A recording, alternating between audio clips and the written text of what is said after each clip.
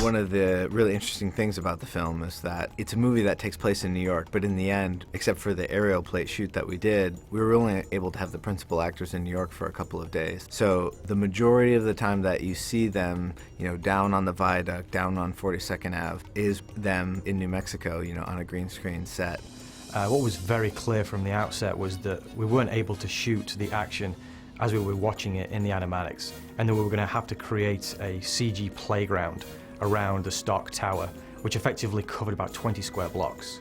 There's quite a few restrictions about shooting in New York, and where you can get road closures and where you can set off pyro, which isn't very much, and you also have a lot of restrictions around where you can take a helicopter and do filming. You can't get below 500 feet above the tops of any buildings. What made this project different for us was just the volume of data that we knew we would have to capture.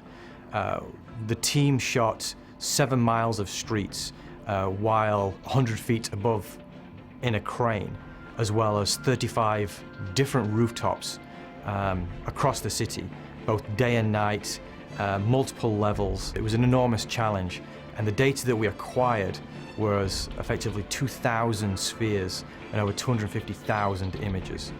From that photography, we would take the spheres in, we would project it onto the geometry, and that would give us a nice base to start from. We would get some pretty good results very quickly, but it's the details that take, the longest amount of time. We'd have to go in and paint out all the trees and all the cars and all the people that are supposed to be moving, and everything that sticks out from the building would have to be painted out as well. So there are a sequence of shots early in the movie where we're flying with Iron Man through New York at nighttime, and that presented us a bit of a different challenge because we knew, because we were flying so close to the buildings, we would have to see inside those buildings and see offices.